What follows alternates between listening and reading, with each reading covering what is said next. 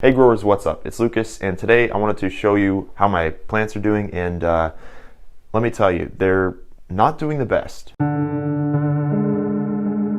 So these are the tomato seedlings, and overall, most of them look okay, but there are a bunch that are really not looking so hot. You can see that the leaves are curling, and really I don't know why this is happening. It could have to do with the potting mix not having good drainage, but it also could have to do with possibly I over-fertilized, or even the grow lights are somehow causing them to do this. These are the red pearl grape tomato plants, and as you can see, they're also doing the same thing, not looking too great. You can see these tomatoes, these are the speckled Romans, I believe.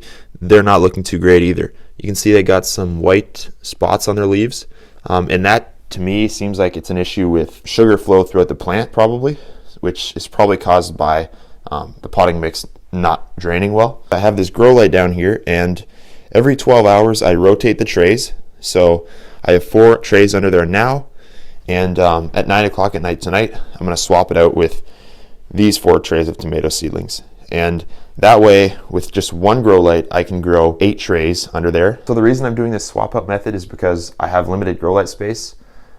It's not ideal because I have to wake up early every morning and swap the trays, and then at night I have to remember to swap them.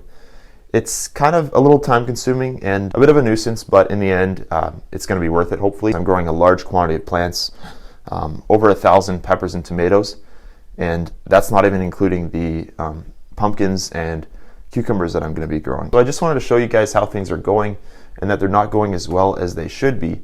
I've been growing seedlings now since I was 12 years old, and I've never had a problem with growing them until this year. This is my first time where the seedlings aren't looking so great. So it's kind of scary for me, especially considering I'm growing a half-acre vegetable garden this year. I think that I can turn this thing around. I think I still have the opportunity to fix a lot of these tomato plants and to really get a great start with this garden. I'm optimistic, but I just wanted to show you guys that it's not always roses when it comes to doing something that you've never done before. Like, I've never grown this many plants. Like I said, it's over 1,000 pepper and tomato plants, and last year I think I grew maybe, 100 plants. So I'm scaling up, and because of that, I'm hitting some snags. Setbacks are bound to happen. So just being able to maintain a positive attitude and really doing what you can, what's in your control to fix it and to get things going in the right direction is just so key. And that's what I'm really focusing on. So my plan is to get these things repotted as soon as possible, because obviously something's not working. I don't think that potting mix is good for the seedlings. So what I did is I purchased a whole bunch of potting mix. I'm gonna mix it all together because that's how I make my my special blend. And I'm gonna repot these plants. Hopefully they'll bounce back.